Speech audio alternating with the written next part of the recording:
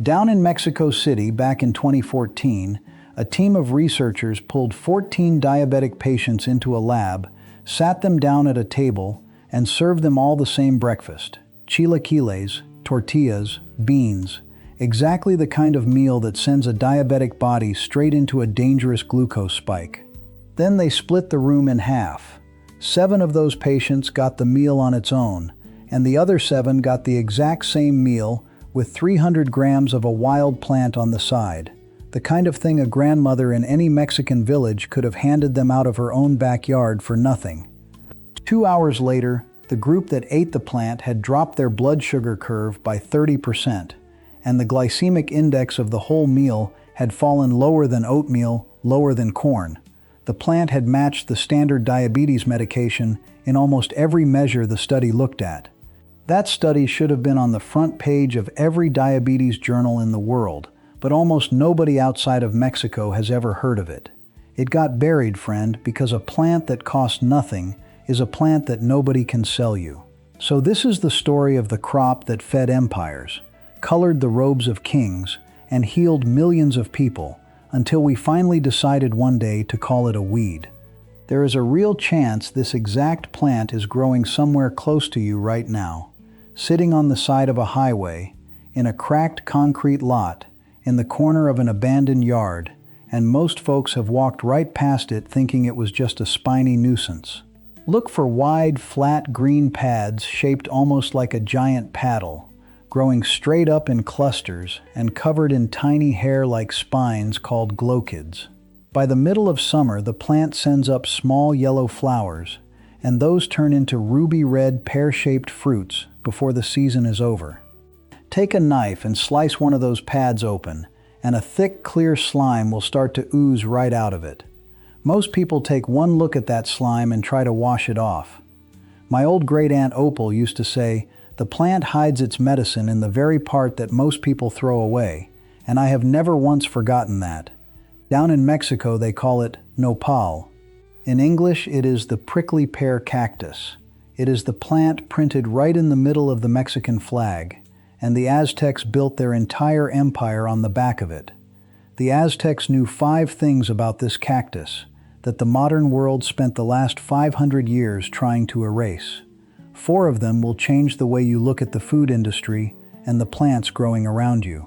But the 5th one, the small preparation step that decides whether you get the same 30% drop those 14 patients got in Mexico City, or whether you get nothing at all, that piece matters more than all the others combined, and if you skip it, you are just eating fiber and calling it medicine. I am not letting you walk away from this video without it. My name is Toby Woodruff, and I come from a long line of people who knew exactly which plants would feed you and which ones would hurt you. My great-aunt Opal used to walk these ridges with me and make me press and label every single plant in a notebook before I was ever allowed to put one in my mouth. That's why I'm the right person to walk you through this. If you want to know more about all the free food and medicine growing around you, wherever you happen to live, I have put every single plant into one complete guide. You can scan the code on your screen, click the link down in the description, or head over to freefoodmedicine.com to grab your copy. Every plant you need to know, how to identify it, and how to heal yourself and eat for free. Let me take you back into the deep past for a moment, into the Tehuacan Valley of central Mexico, roughly 12,000 years ago. Long before the pyramids of Egypt were built, long before corn was ever domesticated, and long before the first clay pot was fired in the New World, this cactus was already there feeding people. Evidence of human consumption of the nopal has been traced back to somewhere around 10,000 BCE, which is thousands of years before anybody had figured out farming. During the dry season, when the rivers turned to dust and every other food source withered, the cactus stayed green and full of water, and it kept whole communities alive through droughts that should have wiped them out completely. By around 5000 BCE, the nopal stood right alongside maize and beans as one of the 3 great pillars of Mesoamerican life. Maize needed human hands and irrigation and constant care just to survive, and the nopal needed nothing at all from anyone. You put a pad in the ground and it just grew. The Aztecs did more than simply eat this cactus. They built their entire empire on the sign of it. Their legends tell us that their god Huitzilopochtli sent them wandering the earth until they saw a specific vision, an eagle perched on top of a prickly pear cactus, devouring a snake in its beak. They found that exact sign on a small swampy island in the middle of Lake Texcoco, and right there they founded their capital city and named it Tenochtitlan, which translates directly as the place of the prickly pear cactus. If you look at the Mexican flag today, that same eagle on that same cactus is still sitting right in the middle of it. They used the cool flesh of the pads to heal burns and cover open wounds. They drank the juice to cleanse the liver. They took the ruby fruits, which they called tunas, and fermented them into a probiotic drink called calanche, which kept their gut bacteria strong. And when the corn crop failed during famine years, the nopal never failed, because the nopal cannot fail. It thrives in volcanic ash, and it grows straight out of the cracks in solid stone. Modern science is only now catching up with what those grandmothers already knew. Come back to those 14 patients I told you about at the top of the video. Every one of them had severe type 2 diabetes. Every one was already on medication, and every one was still fighting dangerous blood sugar spikes after every meal. The scientists put every one of those patients through the same test twice. On one morning, they served the typical high-carbohydrate Mexican breakfast of chilaquiles, tortillas, and beans on its own, exactly the kind of meal that usually sends insulin soaring and damages the blood vessels over time. On another morning, they served the exact same breakfast alongside 300 grams of steamed nopal, and then they compared what happened inside each patient's body. The results were a complete revelation. The group that ate the cactus alongside their meal saw their glucose curve drop from a value of 443 all the way down to 287. The glycemic index of the meal fell to a value of 32, which is lower than oatmeal and lower than corn. And the secret to the whole thing sits inside that slime we were talking about earlier. Botanists call that slime mucilage, and it turns out to be one of the most remarkable substances in the entire plant kingdom. When you eat a piece of steamed nopal, the mucilage hits your stomach and expands into a thick gel that coats the whole lining of your digestive tract. It physically traps the sugars from your meal, holds onto them, and slows their conversion into blood sugar. It takes a rapid, dangerous glucose spike and turns it into a slow, gentle curve, working almost like a natural time release capsule that human beings have evolved eating for the last 10,000 years. The pectin in the cactus has also been shown to lower bad cholesterol. The pigments in the fruit called betalains, which are the same red pigments that give beets their color, fight oxidative damage inside your cells. And the fibers in the pads feed a family of bacteria in your gut called Bacteroides, which are the good microbes that a modern diet full of processed food starves right out of you. There is one very specific way that this cactus has to be prepared for that blood sugar effect to actually work, and I am going to come back to that in a few minutes, because if you skip that one preparation step, you are eating fiber and calling it medicine. But first we have to talk about how a plant this powerful ended up on a government list of the worst weeds on the entire planet. To understand that, you have to go back to the year 1519, when Hernan Cortés stepped off his ship on the coast of what is now Veracruz. Cortés looked at the nopal and he saw a gold mine, and what caught his eye was actually a tiny scale insect that lived on the pads of the cactus, a bug called the cochineal. If you crush a cochineal insect between your fingers, it bleeds. It produces a substance called carminic acid, which the insect uses as a defense against ants. To human eyes, that acid was the most brilliant, most permanent red the world had ever laid eyes on. Europe at that time was starving for color, because their own reds were dull and brownish and faded in the sun after only a few weeks. The Aztec red was shocking, and it lasted forever. It took 70,000 of those insects to make 1 single pound of dye, and by the 1570s, Spain was shipping 70 tons of dried cochineal to Europe every year. That red dye colored the robes of the Catholic cardinals in Rome, painted the famous red coats of the British Army, and sits inside the masterpieces of Van Gogh and Rembrandt to this day. For almost 300 years, cochineal was the second most valuable export coming out of the New World, rivaled only by silver itself. Spain guarded the secret with the threat of death, spreading rumors across Europe that the red came from berries or from dirt, anything to keep the world from finding out it came from a bug that lived on a cactus. In their obsession with that red gold, they walked right past the green gold sitting underneath their feet. The healing knowledge of the plant was stripped away, and the cactus itself was reduced down to a piece of equipment for holding a bug. When synthetic dyes were invented in the 1800s, the cochineal industry collapsed overnight, the plantations were abandoned, and the Nopal was left in the dust of history. By the 20th century, ranchers up in the United States looked at the prickly pear and only saw a nuisance. It competed with grass, it pricked the mouths of their cattle, and the United States Department of Agriculture officially reclassified it as a noxious weed.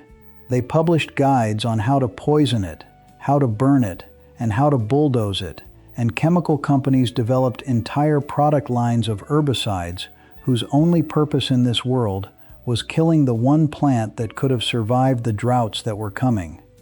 The war against this cactus reached its absolute peak down in Australia. Back in the 1800s, British settlers had brought the Nopal over to Australia to start a dye industry of their own, and they had forgotten one thing. Back home in Mexico, the cactus had natural enemies, beetles and moths and fungi that kept it in check, and in Australia, it had none of those enemies at all, so the cactus realized it was free and exploded across the continent. By the year 1925, the prickly pear had conquered 100,000 square miles of Australian farmland, which is an area larger than the entire United Kingdom, and it was still advancing at the speed of 1,000 acres every hour. Houses were crushed under the weight of the pads, whole roads got blocked, and whole towns had to be abandoned. They started calling it the Green Hell. The government sprayed it with arsenic and rolled tanks over it, and none of it worked. In the end, they had to import a South American moth called Cactoblastus cactorum, whose larvae ate the cactus from the inside out. Ask yourself why a plant that survives on nothing, that clones itself perfectly from a single pad, that needs no fertilizer and no irrigation and no chemicals at all, gets treated as a national emergency by the very same agriculture industry that spends billions of dollars every year just keeping wheat and corn barely alive. The honest answer is simpler than any conspiracy, friend. You cannot patent a cactus. You plant one pad and it clones itself forever, so nobody can sell you a proprietary seed for it. It needs no irrigation, so there is no water bill attached to it. It needs no fertilizer, so there is no chemical company making money off of it. In an industrial food system, free is the enemy. This is a little sadder than a conspiracy, and it is the plain truth. Anything that nobody in power can bill you for, over time, just stops getting taught.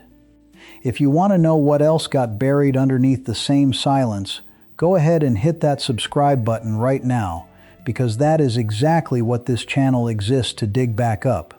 The food and the medicine that your own family used to know, before somebody figured out there was more money in you forgetting all of it. The clearest proof of what that erasure has cost us sits with a people called the Tohono O'odham, down in the Sonoran Desert on both sides of the border with Mexico. For centuries, these people were the absolute masters of desert survival. They had no hospitals, and they had no diabetes either.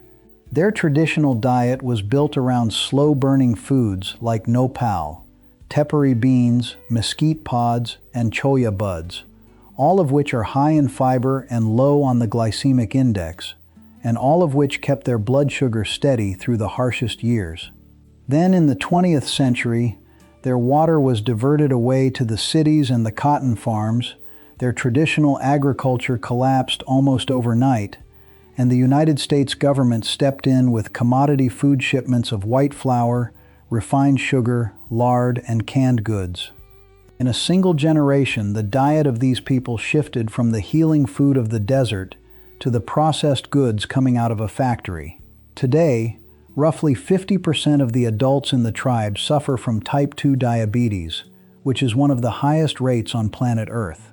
Scientists blamed a so-called thrifty gene, saying the indigenous population was just genetically predisposed to obesity. The truth was sitting on their dinner plates the whole time, friend. Their bodies had been built over centuries to run on the slow, steady fuel of the cactus, and one generation of white flour and refined sugar broke that whole system. There is an old rancher's technique down in northern Mexico called chamuscando, and it goes back generations. When a bad drought hits and the grass turns to ash, the ranchers walk out into the fields with a small propane torch and burn the spines off the cactus pads right there on the plant. Then they cut those pads down and feed them to their cattle. The animals thrive on the pads right through the worst of the drought, and they even give milk in the middle of a dust bowl, because the water content inside the cactus keeps them hydrated when every well in the valley has run completely dry. One old rancher put it plainly: when the whole valley is dying of thirst, the plant they told you was a weed is the one still standing. Let me come back now to that piece I promised you earlier, the one that ties everything together. The mucilage is the medicine, and the mucilage is the exact part of the plant that almost every trendy nopal juice on the market today throws right away. Juicing a nopal at high speed shears apart the long-chain molecules that make the gel in the first place. Boiling it for too long breaks the pectin structure down, and the sliminess washes right down the drain. Peeling the outer skin off strips much of the pectin away along with it. Most people who buy a bottle of green cactus juice at the health food store are getting a few vitamins and losing the actual blood sugar effect completely. The way to prepare it properly is the way the abuelas have always prepared it. You choose a young pad, bright green, with no yellowing at the edges, roughly the size of your palm. The older pads get fibrous and bitter, so you leave those for the cattle. You trim the outer edges off with a knife, and then you scrape the glochids off under running water using the back of a spoon. And please, whatever you do, never grab those tiny spines with your bare fingers, because they will haunt you for a week. You dice the pad into small cubes, and then you steam those cubes for 8 to 10 minutes over a pot of boiling water. Steaming preserves the mucilage inside the pad, and boiling it directly would wash the mucilage right into the pot water. The classic Mexican way to serve those steamed cubes is cool, mixed with chopped tomato, onion, cilantro, and a squeeze of fresh lime juice, eaten alongside a starchy meal like tortillas or rice. The dose used in that Mexico City study was around 300 grams, which comes out to about 1 full cup of diced steamed pad, and the timing matters just as much as the dose.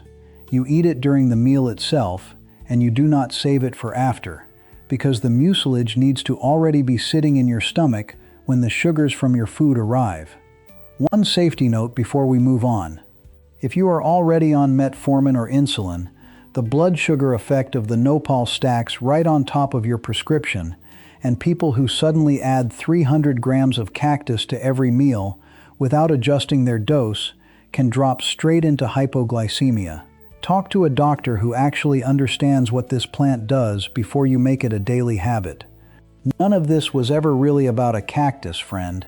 It was about noticing how easily something gets erased the moment nobody in power can profit from it, and about learning to look at a spiny plant on the roadside the same way that your own great-grandparents once did, as a pantry instead of a problem.